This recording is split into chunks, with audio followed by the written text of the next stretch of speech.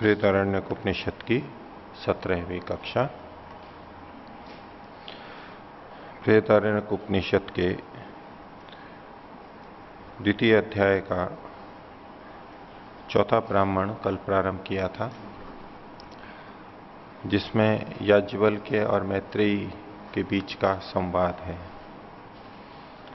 तो याज्ञवल्क्य घर छोड़ करके जा रहे हैं, सन्यास के लिए प्रव्रजित हो रहे हैं, और मैत्रेयी को कहा कि तेरा बंटवारा कर दूं कात्यायनी से।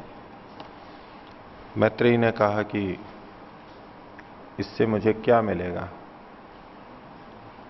ये सब पाकर के, संपन्नता पाकर के मुझे क्या मिल जाएगा, क्या मैं अमृत हो जाऊंगी? याज्ञवल्क्य ने कहा नहीं, केवल उपकरणों वालों का, साधन संपन्नों का जैसा जीवन होता है वैसा हो जाएगा। तो मैत्रेयी ने कहा कि भाई आप जो अंदर ज्ञान लेके जा रहे हो वो मुझे प्रदान कीजिए। वो अध्यात्म का ज्ञान याज्ञवल्क्य ने मैत्रेयी को दिया। उसमें पहली बात, ये अध्यात्म का उपदेश है, आत्मा से संबंधित। ये आत्मा का स्वभाव है कि वो अपने लिए ही सबको चाहता है, दूसरों को दूसरों के लिए नहीं चाहता है। एक सार रूप में एक बात कही। और जो आत्मा को जान लेता है, आत्मा को ही जानना चाहिए, मानना चाहिए, मनन करना चाहिए, सब कुछ आत्मा को केंद्रित करके करना चाहिए, वो अभिप्राय है। आत्मा के बारे में अधिक से अधिक जानना चाहिए, सुनना चाहिए, मनन करना चाहिए, निश्चय करना चाहिए, ये एक अर्थ है इसका।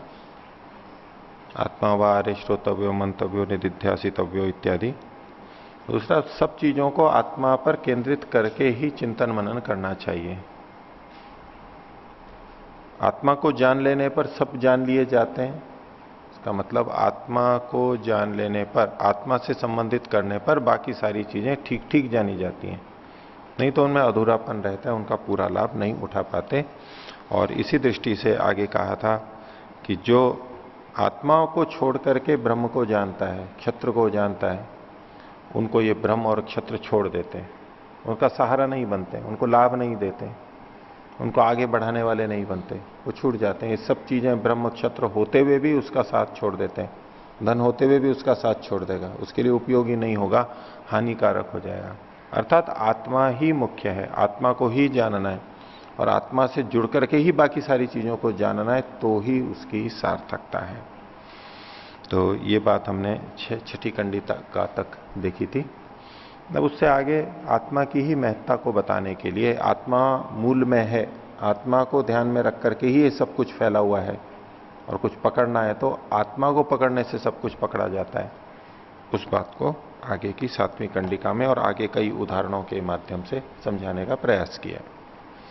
7वीं कंडिका में कहते हैं, स यथा दुंदुभेर हन्यमानस्य न बाह्यान शब्दान शक्नुयात ग्रहणाय। कोई व्यक्ति हो तो दुंदुभी, नगाड़ा, ढोलक जैसा जो उसके ताड़ित होने पर, बजाए जाने पर उससे निकले हुए शब्दों को कोई ग्रहण नहीं कर सकता है, पकड़ नहीं सकता है। सुनते तो हैं हम, उस रूप में तो पकड़ लेते हैं कि क्या बज रहा है और हमने सुन लिया, लेकिन यह पकड़ने का मतलब यह है कि उसको पकड़ लिया और वो आगे नहीं जा रहा है। अब इसे पकड़ना है, रोक देना, उन शब्दों को रोक देना। पकड़ने का मतलब है रोक देना, क्योंकि किसी को हम पकड़ते हैं तो रोक देते हैं, फिर वो आगे नहीं जा सकता है। पकड़ने का मतलब ही यही होता है। एक पकड़ने का मतलब है केवल अपने को ग्रहण कर, अपने लिए ग्रहण करना। एक पकड़ने का मतलब होता है रोक लेना, आगे ना जाने देना उसको। यहां उस अर्थ में है, शब्द बने ही नहीं, उत्पन्न ही नहीं हो, उसको कैसे रोका जा सके। अब यूं शब्दों का ग्रहण तो हम करते ही हैं कानों से। दुंदुभी से शब्द बज रहे हैं ताड़ित होने पे, तो बोले कोई उस शब्दों को रोक नहीं सकता है, ग्रहण नहीं कर सकता। अगर वो ग्रहण का मतलब प्राप्ति लें, ज्ञान अर्थ लें, तो क्यों नहीं ग्रहण कर सकते? सभी करते हैं, सभी जने सुन लेते हैं, जिन जिन के कान हैं ठीक है, वो सब ग्रहण कर लेते हैं। तो यहां ग्रहण का मतलब ज्ञान नहीं लिया जा सकता, क्योंकि वो संगति नहीं है। इनका कहना है कि हम ग्रहण नहीं कर सकते, रोक नहीं सकते, शब्दों को रोक नहीं सकते। तात्पर्य यहां है, इसलिए ग्रहण का मतलब ज्ञान नहीं लिया जाएगा, या रोकने के अर्थ में ऐसा पकड़ना जो कि रोक दे। अब नगाड़ा बज रहा है, हम उसको पकड़ के रोक थोड़ ना सकते हैं। जैसे कि कहीं से कोई चीज निकले, बिखर रही हो वस्तुएं, तो हम उसको रोक सकते हैं, फिर भी पकड़ लेते हैं। फिर शब्दों को कैसे रोक सकते हैं? कितना ही हाथ पैर मार लो, वो रुकेगा थोड़ा, निकल जाएगा आगे।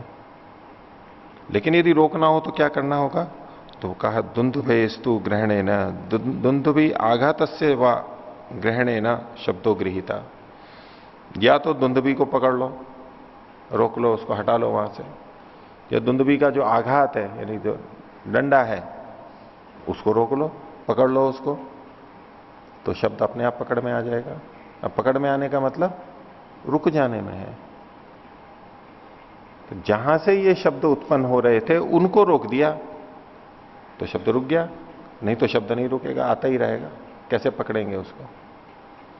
और ये जो निकले हुए शब्द होते हैं उनको पकड़ने का है, ठीक है चलो हम कान में सुन लेते हैं, उतने को कोई पकड़ना ना माने तो आजकल तो संग्रह के यंत्र होते ही हैं, टेप रिकॉर्डर होते हैं और हैं वॉइस रिकॉर्डर है, ये जो संग्रह कर लेते हैं वो पकड़ने को तो पकड़ लेते हैं, वो तात्पर्य नहीं है यहां पर। इन शब्दों को रोकें कैसे? जहां से ये उत्पन्न होते हैं उसका नियंत्रण कर लिया, नगाड़े का या डंडे का, उसको रोक लिया तो रुक गया बस वो, उसको बांध दिया तो अब नहीं बच सकता है वो। ऐसे तो मूल को पकड़ा तो बाकी सारी चीजें पकड़ में आ जाएंगी। तो ये जो पीछे ब्रह्म क्षत्र आदि जो ज्ञान और बहुत सारी चीजें हैं, अन्य वस्तुएं, उसमें आत्मा को पकड़ लिया तो ये सब पकड़ में आ जाएंगी। जो इन्होंने पीछे कहा था कि जिसके जान लेने पर ये सारी चीजें जान ली जाती हैं, या आत्मा को जानना चाहिए, समझना चाहिए। इदम सर्वम विदितम, ये सब कुछ जान लिया जाता है, इसको जान लिया तो सब कुछ जान लिया। ये मूल की तरह से कि नगाड़े और डंडे को पकड़ लिया तो सब शब्दों को पकड़ लिया। ये केवल एक अंश में यहां पर उदाहरण दिया गया है। इसी तरह का दूसरा उदाहरण दिया, स यथा शंखस्य ध्मायमानस्य न बाह्यान शब्दान शक्नुयात ग्रहणाय। अब शंख बज रहा है तो उससे निकले हुए जो बाहर के शब्द हैं जो उससे निकल चुके हैं, अब उनको रोक नहीं सकते, पकड़ नहीं सकते। लेकिन शंख को अगर ग्रहण कर लिया या शंख का धमन करने वाले को रोक दिया तो शब्द रुक जाएगा। वहीं जाकर के रोकना पड़ता है हमारे को, शंख छीन लो या उस व्यक्ति को पकड़ लो, नहीं निकलेगा शब्द। और तीसरा उदाहरण दिया, स यथा वीणा यही वाद्यमाना यही न बाह्यान शब्दान शक्नुयात ग्रहणाय। वीणा का वादन करते हैं, वाद्य यंत्र वीणा, तो उसको बजाने पर भी बाह्य निकले हुए शब्दों को हम नहीं रोक सकते। लेकिन वीणा यही तो ग्रहण है ना, वीणा वादस्य वा शब्दों गृहीता। तो वीणा को बजाने वाला या वीणा को ग्रहण कर लेंगे, रोक देंगे, निगृहित कर देंगे तो शब्द भी रुक जाएगा। तो मूल को पकड़ लिया तो बाकी सारी चीजें पकड़ में आ जाएंगी, ये इसका तात्पर्य बस। और एक उदाहरण देके अगली बात कहना चाहते हैं। इन तीन उदाहरणों से तो एक ही बात कही गई है, इस तरह से रोका जा सकता है, मूल को पकड़ना है। तो 10वीं कंडिका में कहते हैं, स यथा आर्द्रैधग्ने अव्याहितात पृथक धूमा विनिश्चरंती। जिस प्रकार से गीले ईंधन वाली लकड़ी से उसके जलने पर अलग अलग उससे अलग धुआं निकलता है। गीली लकड़ी होती है तो धुआं निकलता है, सूखी होती है तो नहीं निकलता है, कम निकलता है, गीले के साथ में जुड़ा हुआ है। तो जैसे उससे धुआं निकलता है, और धुआं सहज ही निकलता है, गीली लकड़ी होगी तो धुआं सहज ही निकलने लगता है। एवं बारे अस्य महतो भूतस्य निश्वसितम एतत्। ये जो महत भूत है परमात्मा के लिए इसको संकेतित लेंगे, ये जो परमात्मा है उसका निश्वसित है, ये उसके श्वास से निकला है। जैसे क्या? ऋग्वेदो, यजुर्वेद, सामवेदो, अथर्वांगी रस, ये चारों वेदों के नाम आए। ये ऐसे हैं जैसे परमात्मा के निश्वास हैं, परमात्मा से निकले हैं। जैसे कि निश्वास बहुत सहज होता है, सहजता से निकला होता है, ऐसे परमात्मा के निश्वास हैं, ये परमात्मा के अंदर से निकले हैं ये चारों वेद। वेदों के अतिरिक्त भी शब्द यहां पर लिखे हैं, इतिहास, पुराणम, विद्या, उपनिषद, श्लोका, सूत्राणी, अनुव्याख्यानानि, व्याख्यानानि, अस्य एव एतानि सर्वाणि निश्वसितानि। ये सब उसी के ही निश्वास हैं। तो अब यहां जो चीजें लिखी हैं, इतिहास, पुराण, अभी इतिहास पुराण इनसे प्राचीन ग्रंथों को लिया जाता है। अभी जो इतिहास लिखा जाता है ये नहीं, ये मनुष्यकृत हैं, जो पीछे के ग्रंथ हैं। तो 4 वेद के अतिरिक्त भी जो ग्रंथ हैं वो भी मनुष्यकृत हैं। यहां उस परमात्मा परक अर्थ लेंगे तो उस परमात्मा से ही ये निकले हैं। तो उस दृष्टि से अगर यूं कहने लगे भाई इतिहास, पुराण आदि, उपनिषद, ये जो सारे के सारे ये भी उसी परमात्मा से निकले हैं, तो यहां हमें फिर ये भेद करना होगा। चारों वेद जो निकले हैं वो तो साक्षात निकले हैं, और बाकी हैं ये परंपराया निकले हैं। उसी परमात्मा के ज्ञान पर आधारित होकर के ऋषिकृत ग्रंथ भी निकले हैं। एक तरह से वो परमात्मा का ही ज्ञान है। ऋषियों ने परमात्मा के ज्ञान को प्राप्त करके वेदों को पढ़ के फिर इन सब की रचना की है। बहुत से लोग इसके आधार पर ब्राह्मण ग्रंथ आदि को भी ईश्वरकृत ही मानते हैं। या इतिहास शब्द से शंकराचार्य जी ने ब्राह्मण शब्दों का, ब्राह्मण का भी, ब्राह्मण ही इससे गृहीत होंगे, बाकी जो इतिहास पुराण है वो गृहीत नहीं होंगे, ये उनका मंतव्य है। क्योंकि मंत्र भाग और ब्राह्मण भाग इन दोनों को वो ईश्वरकृत मानते हैं। क्योंकि यहां पर यह अभिप्राय आ रहा है कि ईश्वर का ही ये निश्वास है, तो वो ईश्वरकृत ही होने चाहिए। अब बाकी सारी चीजें जो गिना रखी हैं जिनका सामान्य लौकिक प्रचलित अर्थ लिया जाए तो ईश्वरकृत नहीं मानते उसको। इसलिए उन्होंने यहां पर मंत्र भाग और ब्राह्मण भाग केवल उसी को निश्वसित परमात्मा से माना है, बाकी को नहीं माना है इन्होंने। और इस परंपरा में हम लोग 4 वेद को ईश्वर से निर्मित मानते हैं, ब्राह्मण भाग को नहीं मानते। ब्राह्मण भाग ऋषिकृत है। लेकिन यहां जो बाकी सारी चीजें लिखी हैं उनका क्या उत्तर आएगा? क्या ये माने कि ये सारे परमात्मा के बने हुए हैं सीधे सीधे? तो अर्थ तो उनको भी वहां करना पड़ा। उनको उन्होंने ब्राह्मण तक सीमित किया, अन्य शब्दों से जो अन्य ग्रंथों का ग्रहण हो रहा है उसको वो भी नहीं स्वीकार कर पाए, केवल ब्राह्मण तक सीमित कर लिया। अब इतने सारे शब्द लिखे हैं, उन सबको ब्राह्मण तक ही कैसे सीमित कर लें? अलग अलग हैं। चलो इतिहास को, पुराण को हमने ब्राह्मण ले लिया, उसके आगे तो 4 वेद परमात्मा के साक्षात हैं। बाकी सबके लिए हमारे को भिन्न रूप से अर्थ यही करना होगा कि वो परमात्मा के ज्ञान से युक्त हैं। 4 वेद तो सीधे सीधे परमात्मा के हो गए, और फिर उन वेदों को पढ़ के और ईश्वर को से ज्ञान प्राप्त करके ऋषियों ने जो बनाए वेदानुकूल जो ग्रंथ हैं वो भी परंपराया ईश्वर के ही निश्वास है, ईश्वर से ही सहज रूप में प्राप्त हैं, ऐसा तात्पर्य यहां पर लिया जाएगा। ये सब के सब उसी से ही निकले हैं, बड़े सहजता से निकले। तो परंपरा से हैं, उसकी सहायता से हैं ये 4 वेद के अतिरिक्त, न कि वेद के समान उससे निकले हैं सीधे सीधे। वेद का ज्ञान भी वैसे तो मनुष्यों के माध्यम से ही आया है, लेकिन परमात्मा ने वो ज्ञान उन 4 ऋषियों के हृदय में दिया, मन में दिया, और उन्होंने उसको प्रकट किया, यथावत प्रकट किया। तो इसके माध्यम से भी उस आत्मा की, परमात्मा की महत्ता बताई जा रही है। अब यहां पर यह वर्णन आया, ये परमात्मा परक प्रतीत होगा। पीछे जो चल रहा था अपनी कामना के लिए, वो आत्मा परक अर्थ होता है, कुछ लोग उसको परमात्मा परक भी अर्थ करते हैं। तो इन स्थलों पर आपको बहुत जगह ये दिखाई देगा कि भाई कहीं परमात्मा का आ गया, कहीं आत्मा का आ गया।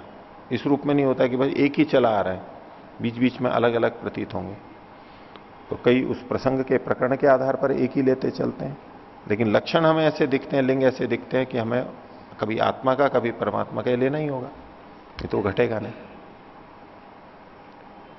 तो ये जो सारा उपदेश है ये आत्मा परक भी है, परमात्मा परक भी है। कहीं कहीं आत्मा के बारे में भी आएगा, कहीं परमात्मा के बारे में भी आएगा, दोनों का मिला जुला रूप है।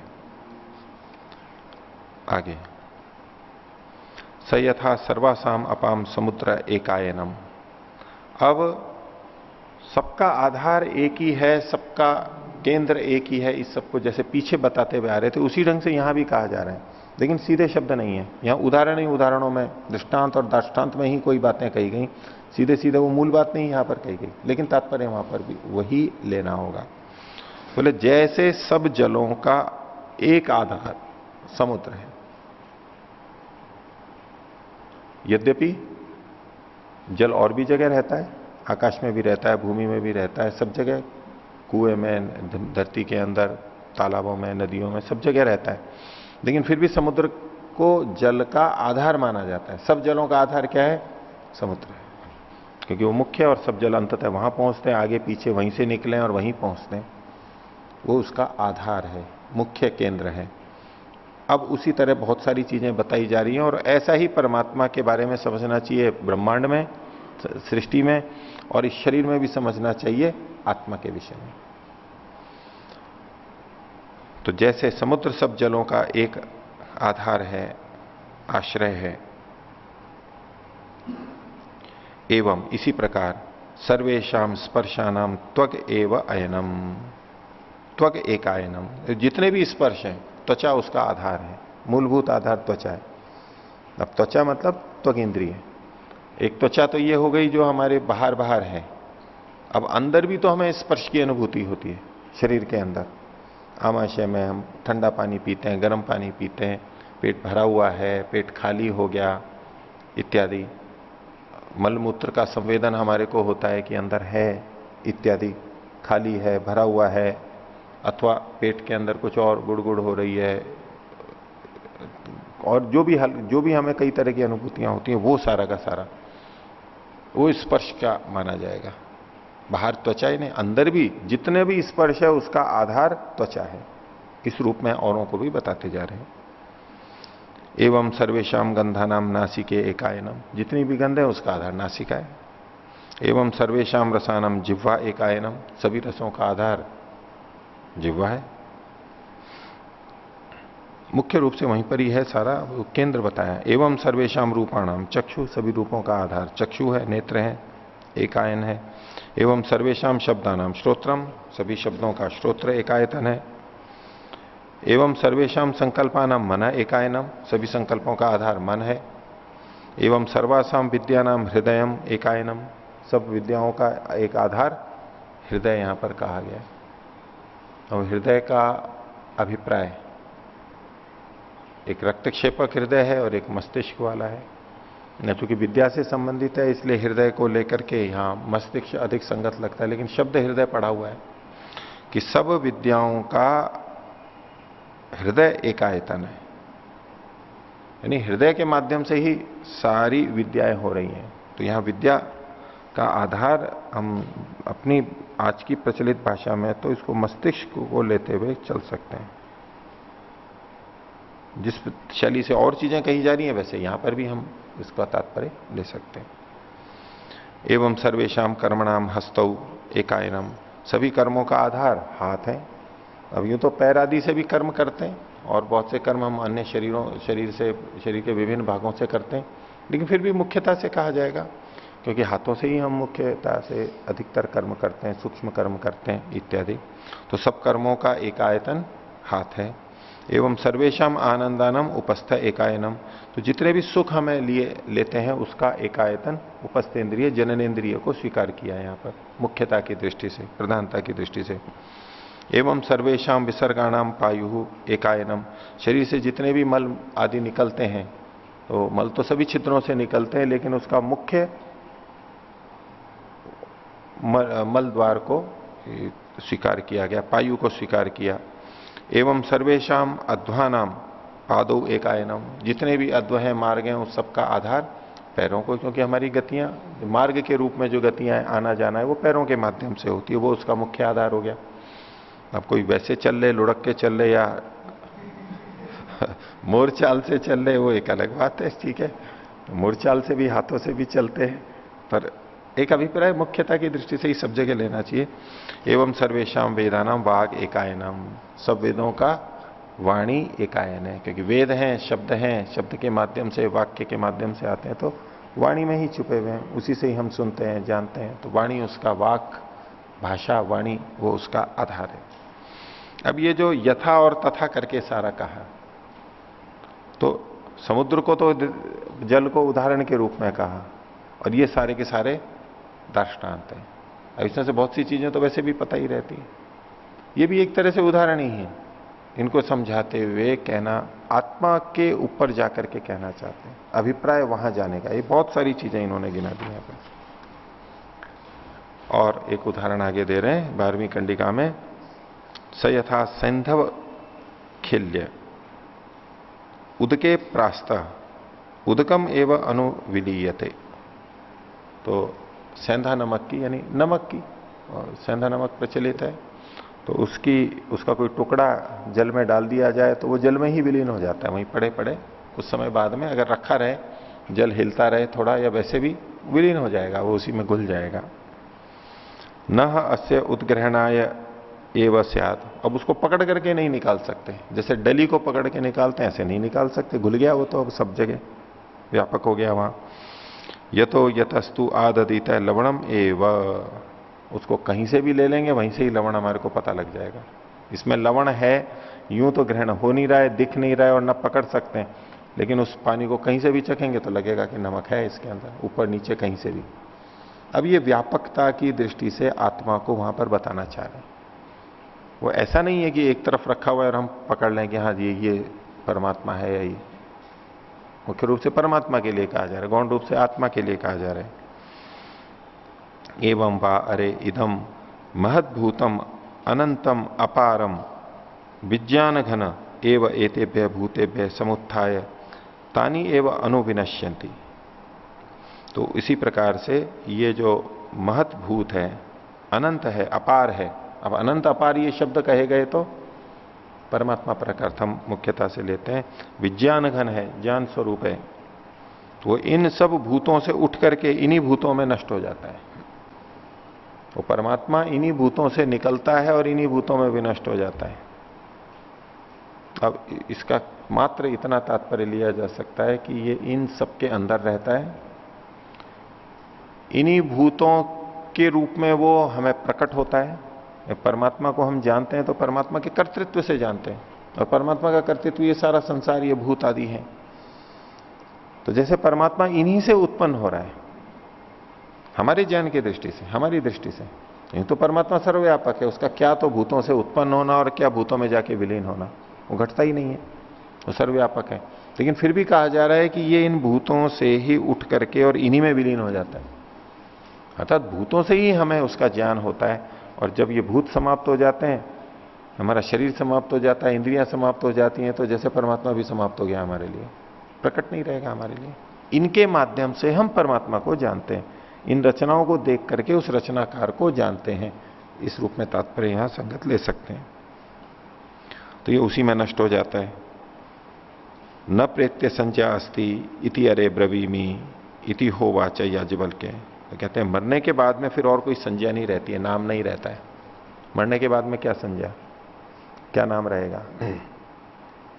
अब ये जीवात्मा परक लगने लगता है। पीछे हम देख रहे थे परमात्मा परक, अब पंक्ति तो वही चल रही है, कंडिका वही चल रही है। अब इसके न प्रेत्य संज्ञा अस्ति, मरने के बाद में कोई नाम ही नहीं रहता है।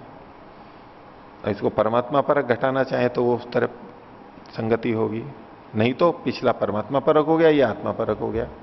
उसको कह रहे हैं कि मरने के बाद में कोई नाम नहीं रहता है, मर गए उसके बाद में कहेंगे क्या कि ये सत्यजीत है, चला गया बस।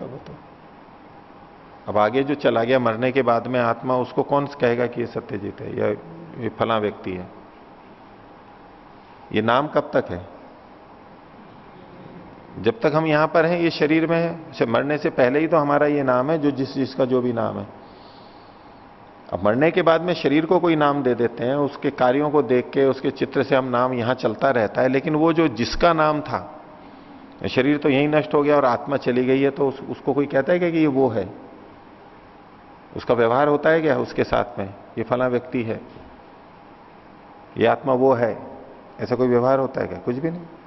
तो मरने के बाद में कोई संज्ञा नहीं, नष्ट होने के बाद में कोई संज्ञा नहीं।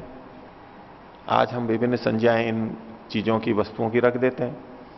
इस भवन का नाम ये, इस नगर का नाम ये, इस शरीर का नाम ये, इस वाहन का नाम ये, हम बहुत सारे नाम रख देते हैं। लेकिन जब ये नष्ट हो जाते हैं, अपने कारण में विलीन हो जाते हैं, तब वो संज्ञा कहां है? किसकी संज्ञा है? किसको कहेंगे? कुछ भी नहीं, नाम का व्यवहार ही नहीं होगा। तो आत्मा की दृष्टि से यूं और ये जड़ वस्तुओं की दृष्टि से जब ये नष्ट हो जाते हैं तो कहां संज्ञा है? जब तक ये बने हैं तब तक ही संज्ञा है, नहीं तो कुछ भी नहीं है। तो अब हमारा भी जो नाम है वो ये तो यहीं तक है, जबकि हमारा अपने नाम से बहुत अधिक संबंध है। ऐसा लगता है जैसे कि मैं यही हूं, मैं यही मेरा नाम है और यही हूं मैं वास्तव में, ये नाम ही मेरा सदा सदा से था और सदा रहेगा, कुछ ऐसा ही हमें प्रतीत होता रहता है, क्योंकि हम नाम से ही अपने को पहचानते रहते हैं। और इतना जुड़ जाता है कि लगता है कि ये दोनों अलग ही नहीं हो सकते हैं।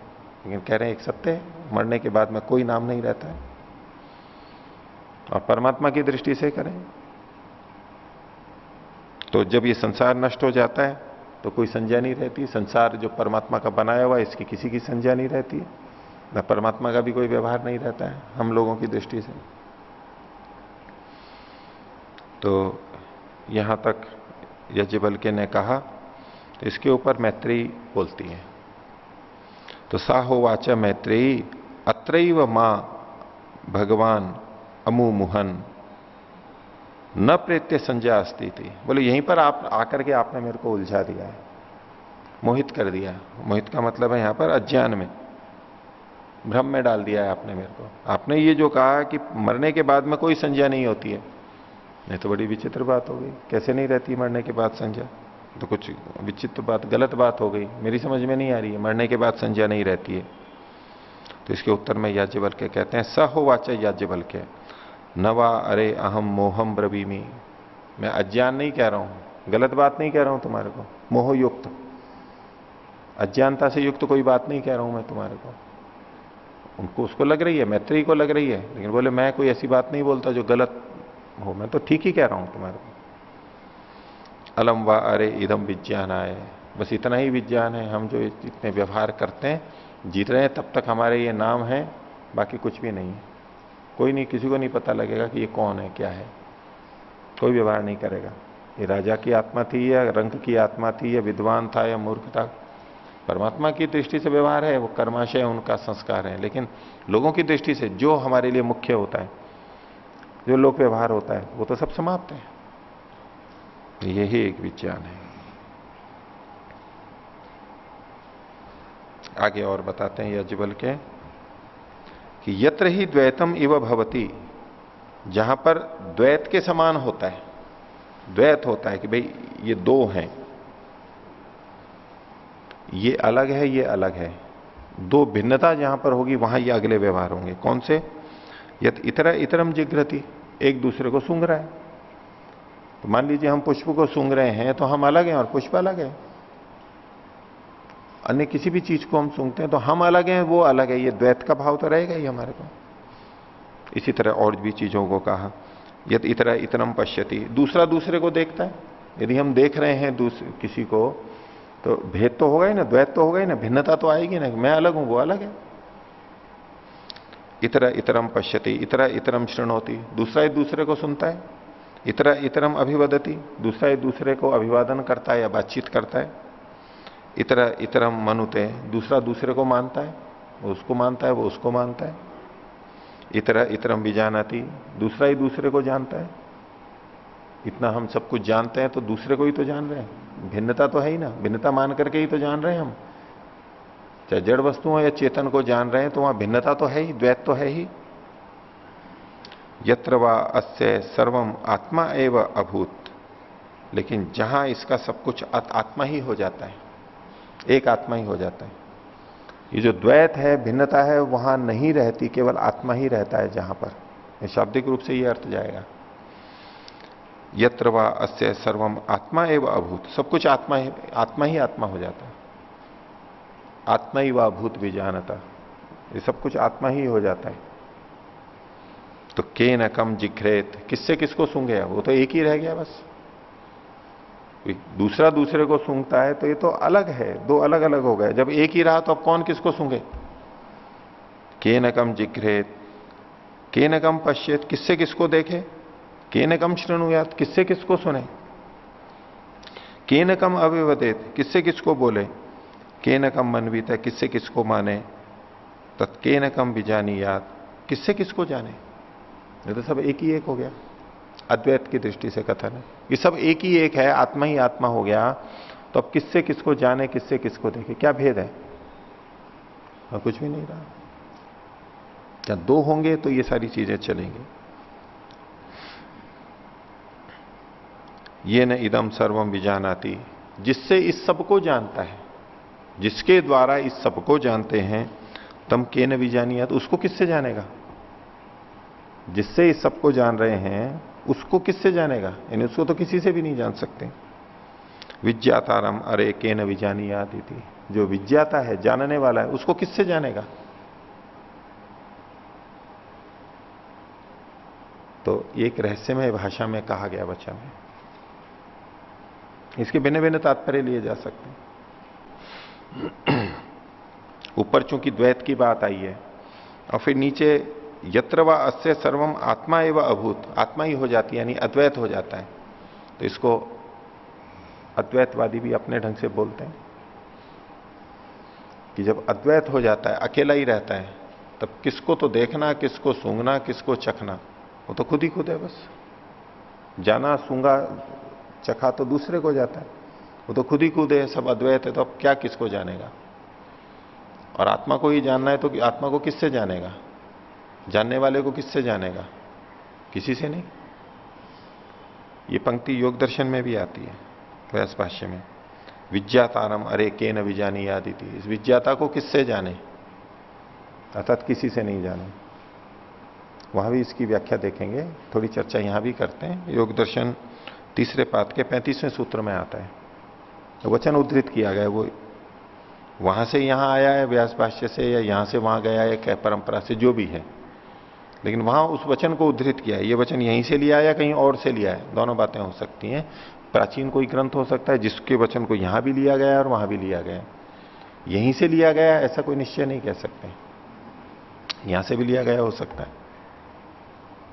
व्यास जी भी महाभारत कालीन है, उपनिषदें भी लगभग महाभारत कालीन है, थोड़ा बहुत आगे पीछे हो सकता है, तो संभावना है यहां से भी लिया गया हो।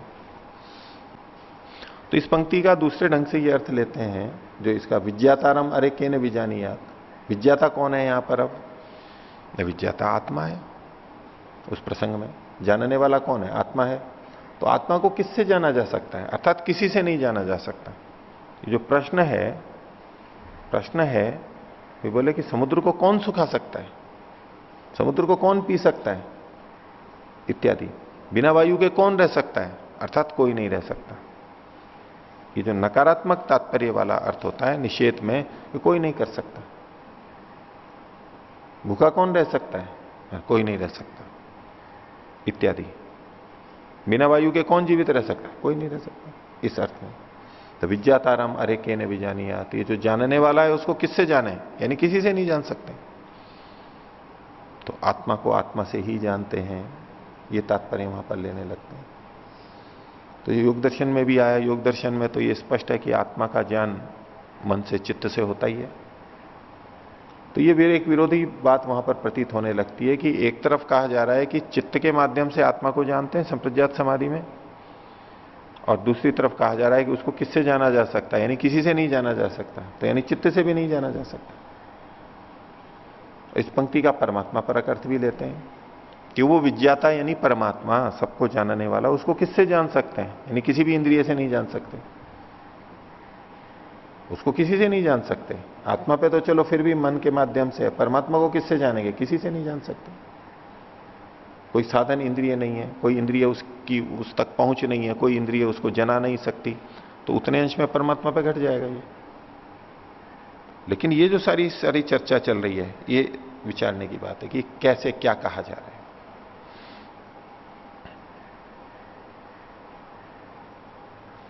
तो यहां जो है कि यत्र वा अस्य सर्वम आत्मा एव अभूत, जहां इसके सब कुछ आत्मा ही हो जाता है, ये जो है कि द्वैत नहीं रहता, दूसरे को देख रहा है, दूसरे को सूंघ रहा है। तो एक सामान्य व्यक्ति जब देखता है, सुनता है, चखता है, तो बस उसी को लक्ष्य बना करके करता है, ये मेरे लिए प्राप्तव्य है। भिन्न भिन्न अलग अलग चीजें मान करके प्राप्त करता है, सुख प्राप्त करता है उनसे। और जब आध्यात्मिक व्यक्ति, जिस तरह की ये चर्चा है, वहां सब जगह परमात्मा को ही देख रहा है, इन सब के अंदर परमात्मा है और इनके माध्यम से मुझे परमात्मा को ही जानना है, उसी के सुख को प्राप्त करना है। तो जब यत्र व अस्य सर्वम आत्मा एव अभूत, सब कुछ आत्मा ही हो जाता है। अब सब कुछ आत्मा ही हो जाता है का मतलब उसको इन सब में आत्मा ही दिखाई देता है। आत्मा यानी परमात्मा के प्रसंग में कि आप परमात्मा ही इनका रचयिता है, इन सब में परमात्मा है, जिसको ऐसा दिखाई देने लग जाता है। तो इनमें क्या देखता है वो? वो परमात्मा को ही देखता है। अब उसको रूप रूप नहीं दिखाई देता, उसको रस रस नहीं दिखाई देता, उसको गंध गंध नहीं दिखाई देती, उसको बस केवल परमात्मा ही दिखाई देता है। अस्य सर्वम आत्मा एवं अभूत। तो केन कम जिक्रेत, किससे किसको सूंघे? अब परमात्मा के माध्यम से। अब दूसरी दृष्टि से देखिए इसको, कि जब हम देखते हैं, सुनते हैं, चखते हैं, एक दृष्टि से तो हम स्वयं कर रहे हैं, आत्मा कर रही है, और आत्मा नहीं, परमात्मा पर अर्थ लेंगे तब भी आत्मा स्वयं अपने आप में ये सब चीजें नहीं कर सकती। इन साधनों के माध्यम से हम देखते, सुनते, चखते हैं, तो ये परमात्मा की व्यवस्था से कर रहे हैं, परमात्मा की दी हुई विधियों से, यंत्रों से हम कर पा रहे हैं। तो एक दृष्टि से परमात्मा के माध्यम से हम इसको जान रहे हैं, कर रहे हैं। तो जिसके माध्यम से, जिसके सहयोग से हम ये देख सुन जान रहे हैं, उसको जानने के लिए किसी और साधन को कहां से लाएंगे? हम जितना भी कुछ जान सुन रहे हैं वो उसी के माध्यम से जान रहे हैं। अब उसको जब हमें जानना है तो उसके लिए कौन सी आंख लाएंगे? उसके लिए और किसका सहारा लेंगे जो हमें उस परमात्मा को बताएगा? कोई नहीं बता सकता। तो इसका तात्पर्य यह निकलेगा कि वो परमात्मा ही हमें अपने को जनाएगा, और चीजों को जनाने में वो परमात्मा सहायक है। उसके माध्यम से हम इनको जानते हैं और द्वैत के रूप में जानते हैं। लेकिन जब उसी परमात्मा को जानना है तो किससे जानेंगे? और किससे जानेंगे? कोई नहीं। केवल साधनों की दृष्टि से नहीं, इंद्रियां तो वहां पहुंच ही नहीं सकती हैं। और कोई दूसरा ईश्वर को जनाने के लिए कोई और ईश्वर हो जो उसको जनाएगा, ऐसे कोई माध्यम हो ही नहीं सकता, क्योंकि सब कुछ जनाने वाला वही है। जब अन्य चीजों को जनाने वाला वो है तो उसको जनाने वाला भी कोई दूसरा नहीं हो सकता, वो ही हमें जनाएगा। तो जिसके द्वारा ये सब देखा सुना जाता है, जाना जाता है, उसको और किससे जानेंगे? किसी से नहीं जानेंगे। इसका मतलब उसको उसी से जानेंगे, वही हमें जनाएगा। तो केन कम जिक्रेत केन कम पश्येत, किसके द्वारा किसको देखेगा उसको? ये तो जानने के तरीके हैं। हम जैसे भौतिक वस्तुओं को जानते हैं, परमात्मा को जानना स्थूल रूप से इन रूपों से कहा जा सकता है, वैसे उसके जो गुण हैं उन्हीं से उनको हम जान पाएंगे। तो अन्य किसी से नहीं जान सकते। ये न इदम सर्वम विजानाति, जिसके द्वारा इस सबको जानता है। कौन? आत्मा। आत्मा इन सबको जिसके माध्यम से जानता है, परमात्मा पर अर्थ ले रहा हूं, जिस परमात्मा के माध्यम से जानता है, तम के न विजानिया, तो उसको और किससे जानेगा? जब सारा ज्ञान उसी के माध्यम से हो रहा है, उसको और किससे जानेगा? और किसी से नहीं जान सकते, उसको उसी से जानेंगे, वही हमें जनाएगा। इसका तात्पर्य हो गया। विज्ञातारम अरे के न विजानियात, उस विज्ञाता को, परमात्मा को और किससे जानोगे? अन्य कोई नहीं हो सकता, उसी से उसी को जानेंगे, वही हमें जनाएगा। इस दृष्टि से एक अर्थ हो गया परमात्मा परक। और आत्मा परक अर्थ जब हम लेते हैं इसको, तो देखिए दूसरे ढंग से, कि जब ये सब कुछ आत्मा हो जाता है, ये जो योग दर्शन में जिस प्रसंग में ये आया है, विज्ञातारम अरे के न विजानिया, तो उस जानने वाले आत्मा को और किससे जानेगा? तो संसार की वस्तुओं को हम किससे जानते हैं? तो एक तरह से तो हम कहते हैं इंद्रियों के माध्यम से जानते हैं, मन के माध्यम से जानते हैं। क्या आत्मा के माध्यम से नहीं जानते? आत्मा भी तो उस श्रृंखला के अंदर है। इंद्रियां, प्रकाश, अन्य ये सब चीजें भी अभी कैसे जान रहे हो? प्रकाश से जान रहे हैं भाई। आंख भी तो है, आंख से भी तो जानते हैं। मन भी तो है, मन से भी तो जानते हैं। और वो जो अंदर जानने वाला है आत्मा, उससे भी तो जानते हैं, वो भी तो एक निमित्त बना हुआ है जानने का। अब उस दृष्टि से देखिए कि ये न इदम सर्वम विजानाति, जिसके द्वारा ये सब कुछ जाना जाता है। जिसके द्वारा मतलब स्वयं आत्मा के द्वारा, आत्मा परक अर्थ की दृष्टि से बोल रहा हूं। जिस आत्मा के द्वारा ये सब जाना जाता है, अर्थात जो आत्मा ये सब जानता है, तम के न विजानियात, उसको जानने के लिए और एक अन्य आत्मा कहां से लाएंगे? अब उपकरण की दृष्टि से नहीं कह रहे हैं, ज्ञाता की दृष्टि से कह रहे हैं। जिस ज्ञाता से ये सब जाना जाता है, उस ज्ञाता को जानने के लिए कोई और ज्ञाता आएगा क्या? ज्ञाता तो वो खुद ही है, और कौन ज्ञाता आएगा? तो उसको और किससे जान सकते हैं? विज्ञातारम अरे के न विजानियात, ज्ञाता के रूप में जो आत्मा है, उसको जानने के लिए और दूसरा ज्ञाता कहां से आएगा? विज्ञाता को, जानने वाले को किस विज्ञाता से और दूसरे विज्ञाता से जानेंगे? किसी से नहीं, उस विज्ञाता को स्वयं अपने द्वारा ही जानेंगे। अब ये ज्ञाता के रूप में कथन है, उपकरण का निषेध नहीं किया जा रहा है, करण का निषेध नहीं किया जा रहा है। जब हम इस पंक्ति का ये अर्थ ले लेते हैं कि विज्ञाताराम अरे केने विजानिया, जानने वाले को और किससे जानेंगे, यानी किसी से नहीं जानते, अपने से ही जानता है, तो फिर ये योग दर्शन के आपस में विरोध आ जाएगा कि मन के माध्यम से आत्मा को जानते हैं, उस वाक्य का खंडन होने लगेगा। मन से नहीं जान सकते, तो भाई एक तरफ मन से जानना कहा गया, यहां इसको उद्धृत कर रहे हैं वो कि किससे जानेंगे, यानी किसी से नहीं जानेंगे, तो विरोध आ जाएगा। लेकिन जब हम जानने वाला आत्मा, हम सब चीजें आत्मा के माध्यम से जान रहे हैं, स्वयं जान रहे हैं, आत्मा भी उसमें सहयोगी है, तो ज्ञाता के रूप में जब देखेंगे कि ये जो विज्ञाता है इसको और दूसरे किस विज्ञाता से जानेंगे? अन्यों को जानने के लिए तो विज्ञाता ये आत्मा था, हमारा अपना आत्मा, उस आत्मा से हम दूसरों को जान रहे थे, जानने वाला आत्मा था। अब इस आत्मा को जानना है तो दूसरा कोई जाता लाएंगे क्या? नहीं, दूसरा कोई जाता नहीं आएगा, यही जाता रहेगा। तो जातृत्व के रूप में कोई और नहीं होगा, बस हम ही हैं, हम ही स्वयं को जानेंगे। तो विज्ञाता हमारे केने विजानियात, ज्ञाता को, जानने वाले को दूसरे ज्ञाता के द्वारा किससे जानेंगे? कुछ नहीं, वो खुद ही खुद को जानेगा। आत्मा परक ये अर्थ होगा, और परमात्मा परक जो मैंने आपको बताया उस तरह से इसकी संगति हम लगा सकते हैं।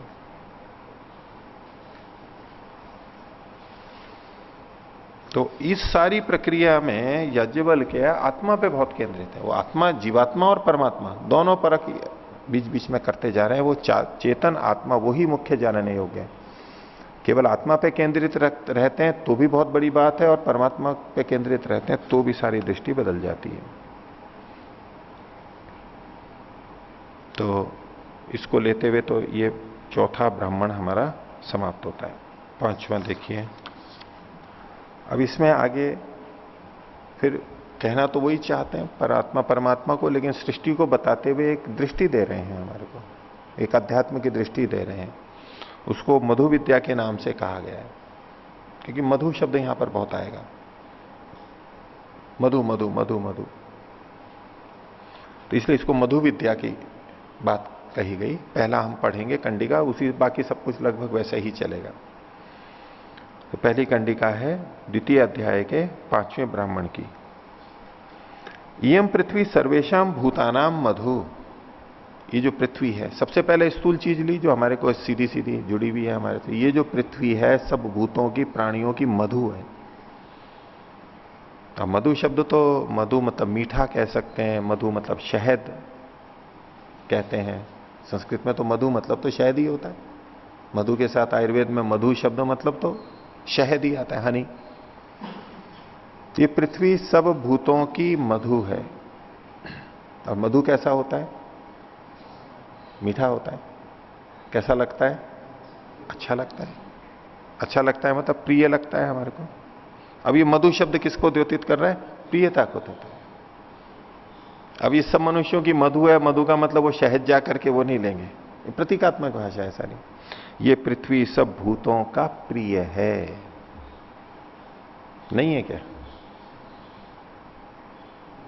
है? और कुछ लोग पृथ्वी को छोड़ के भी चले जाते हैं, लेकिन हमारे को सब प्रिय है। क्यों? क्योंकि इससे हमें बहुत कुछ मिलता है। इसके बिना हमारा क्या जीवन है? इसको हटाओ, कल्पना करो, इसको हटा दो तो कैसा जीवन होगा? तो हम सबको प्रिय है, हम सब चाहते हैं इसको, इससे जुड़े रहना चाहते हैं। एक बात कही है, ये हमारे लिए प्रिय है। दूसरा, अस्यै पृथ्वी सर्वाणी भूतानि मधु। और इस पृथ्वी के लिए सारे भूत, सारे प्राणी भी मधु हैं। अर्थात इस पृथ्वी को भी सारे प्राणी प्रिय हैं। अब हम तो चेतन है सारे भूत, और हम पृथ्वी को प्रिय समझें तो समझ में आता है चेतन है। ये पृथ्वी हम सबको प्रिय समझती है, इसका क्या? इसका मतलब उस तरह की प्रियता तो नहीं होगी। वो हम, ये पृथ्वी के लिए हम सब मधु हैं, तो सामान्य अर्थ आएगा कि पृथ्वी को हम सब प्रिय हैं। अब यहां फिर तात्पर्य पे जाना पड़ेगा। वो तो अचेतन है, वो प्रिय क्या समझेगा? तो जिसको हम प्रिय समझते हैं उसके साथ कैसा व्यवहार करते हैं? उसका हित करते हैं, उसका भला करते हैं। जिसको हम प्रिय समझते हैं उसका हम भला करते हैं, हमेशा उसकी हानि नहीं करते हैं। जिसको अप्रिय समझते हैं उसकी हानि का प्रयास करते हैं। जिसको मधुर समझते हैं उसका हित चिंतन करते हैं, उसका हित करते हैं। पृथ्वी के लिए सब प्राणी मधु हैं, इसका मतलब पृथ्वी के लिए सब प्राणी प्रिय हैं, अर्थात पृथ्वी सबका हित करती है, हमारा हित करती है। हम सबके लिए ये पृथ्वी प्रिय है, हम इसको चाहते हैं। हम इस पृथ्वी का हित करते हैं, ये मुख्य अर्थ नहीं है यहां पर पहले वाक्य में कि हम हैं, हम पृथ्वी का हित कर रहे हैं। नहीं, पृथ्वी हमारे पे उपकार कर रही है। सिखाना तो यहां पर ये है। अब ठीक है, हम पृथ्वी का थोड़ा उपकार कर देते हैं, इसको जोत देते हैं, इससे ले लेते हैं, इसी को दे देते हैं, कुछ हित कर लेते हैं, उसको कोई बात नहीं है, वो मुख्यता से नहीं है।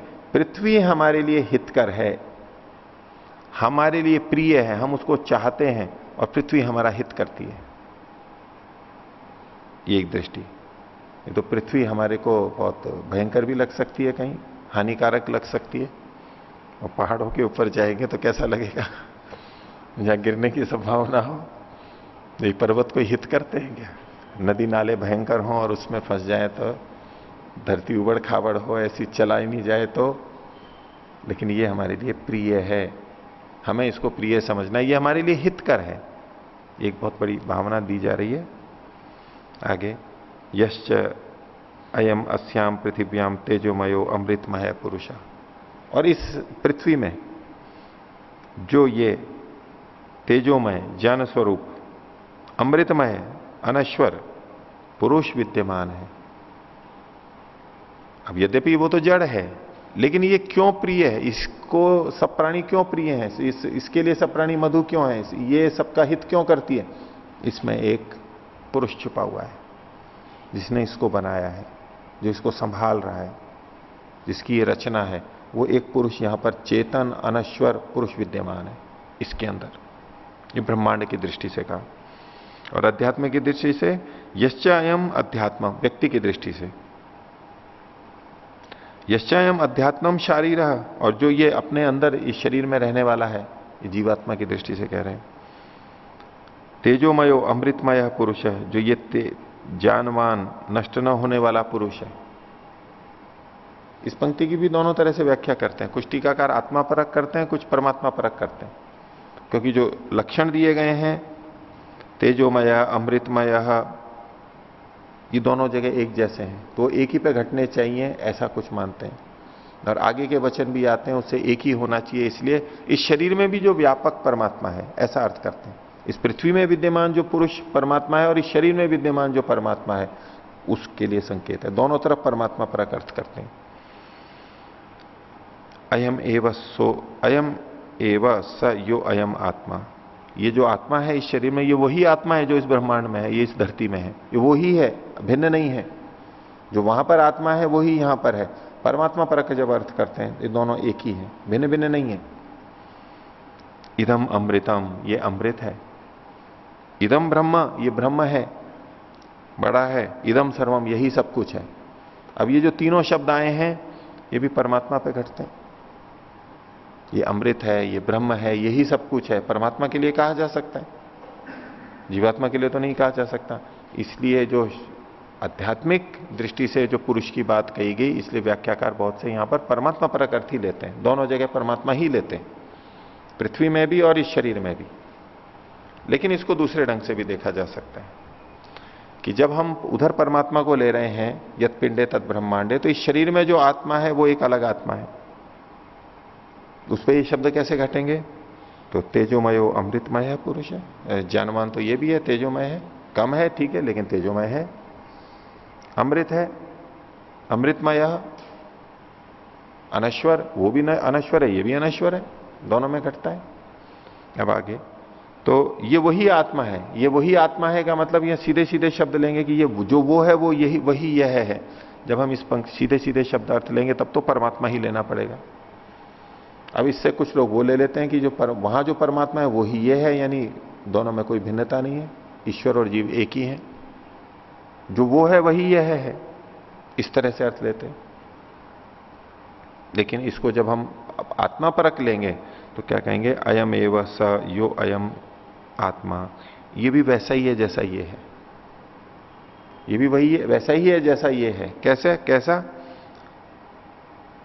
इदम अमृतम, ये अमृत है, ना मरने वाला है, तो वो भी नहीं मरने वाला, ये भी नहीं मरने वाला है।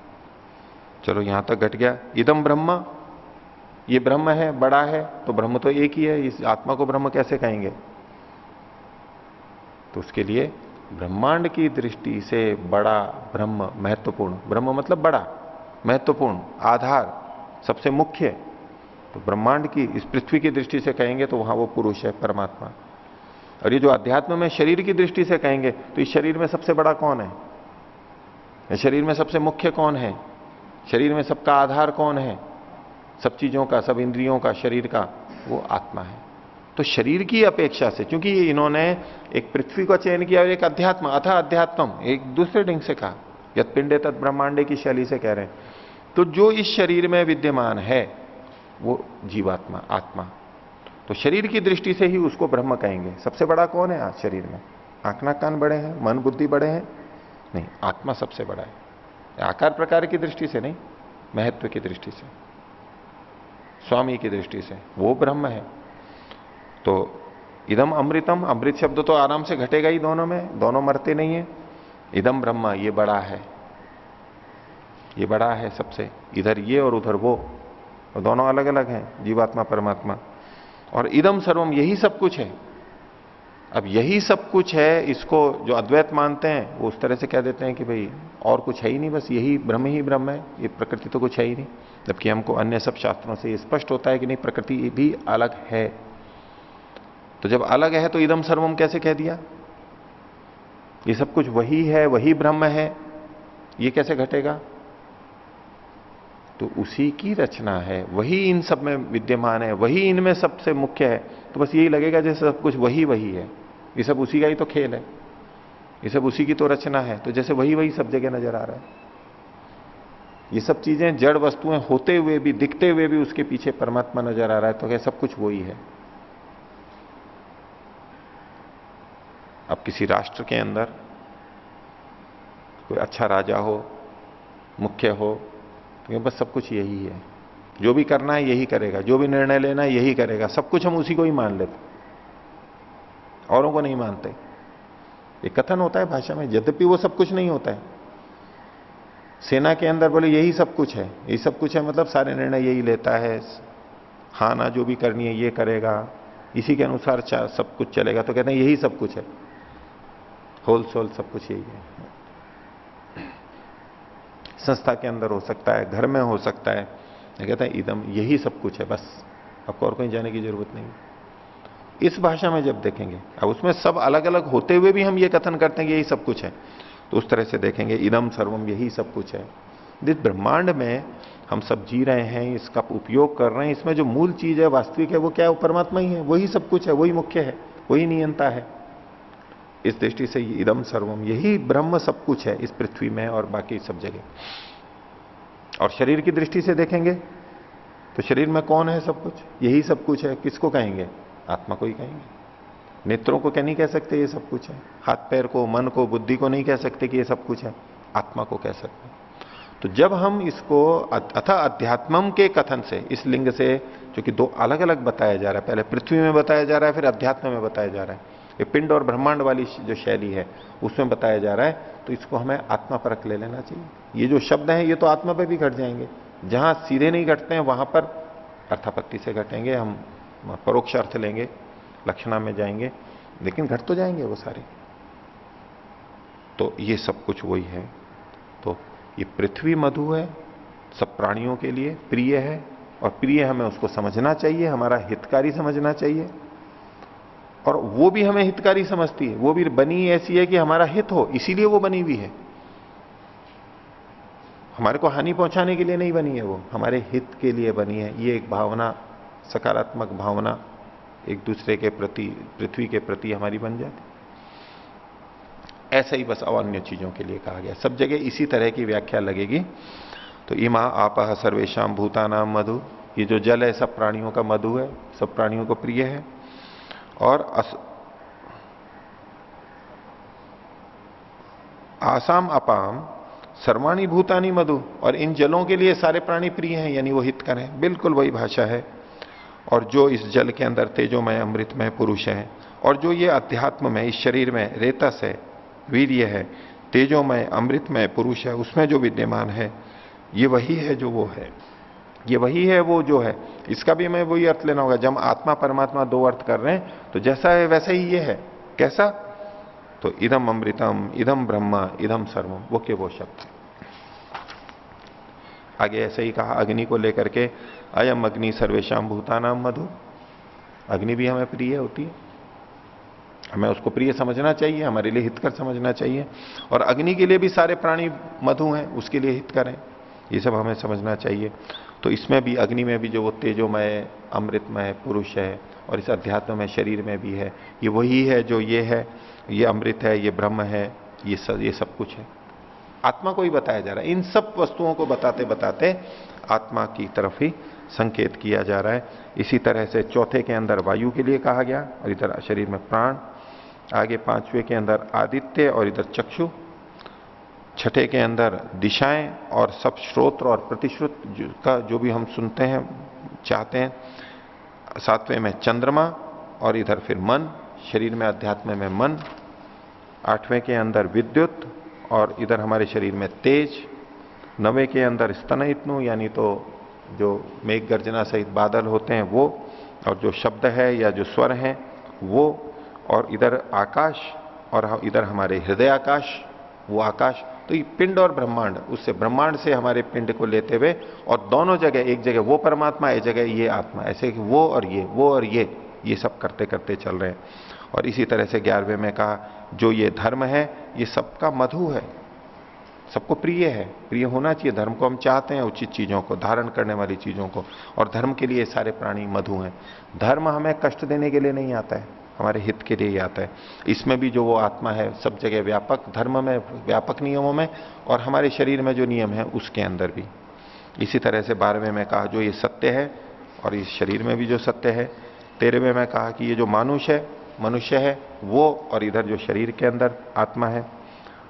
और 14वें में कहा ये जो आत्मा है सब भूतों का वह है, और जो ये इस शरीर वाला आत्मा है ये भी तेजोमय अमृतमय है। और फिर उससे भी आगे जो कहा सवा अयम आत्मा सर्वेशाम भूतानाम अधिपति। 14वें में जो कहा अयम आत्मा सर्वेशाम भूतानाम मधु, ये आत्मा जीवात्मा के लिए कहा गया, सब भूतों का प्रिय है। आत्मा अपने लिए प्रिय, हम शरीर में देखेंगे तो हमारे लिए सबसे प्रिय क्या है? हमारी आत्मा है। और आत्मा के लिए ये सब प्रिय है, यानी आत्मा इनका हित ही चाहेगा और चीजों का भी, क्योंकि उससे आत्मा का भी हित होता है। और जो 15वें में कहा, 15वीं कंडिका में सवा अयम आत्मा सर्वेशाम भूतानाम अधिपति, ये जो आत्मा है, अब ये आत्मा परमात्मा के लिए कहा, स व अयम आत्मा, वह यह आत्मा परमात्मा सब भूतों का अधिपति है। अब ये जो अधिपति कथन किया गया सब भूतों का, ये लिंग है, लक्षण है, जिससे पता लगता है कि ये जीवात्मा के बारे में नहीं है, परमात्मा के बारे में कथन है। सर्वेशाम भूतानाम अधिपति, सर्वेशाम भूतानाम राजा। तद्यथा रथ नाभौ च रथ नेमौ च आराह सर्वे समर्पिता। जिस प्रकार से रथ की नाभि में, केंद्र में, और रथ के चारों ओर के घेरे में, परिधि में सारे जो बीच के डंडे होते हैं इधर और उधर फंसे हुए रहते हैं, उसमें समर्पित रहते हैं। एवं एवं अस्मिन आत्मनि सर्वाणी भूतानि सर्वे देवा सर्वे लोका सर्वे प्राणा सर्व एते आत्मनः समर्पिता। तो जितने भी सारे भूत हैं, देव हैं, लोक हैं, प्राणी हैं, वो सारे के सारे इस आत्मा को, परमात्मा को समर्पित हैं। तो ब्रह्मांड में परमात्मा भी लगा लेंगे, या शरीर में अगर लेना है तो ये सारे के सारे देव भूत आदि आत्मा के हित के लिए समर्पित हैं। तो आज का पाठ इतना ही रखते हैं।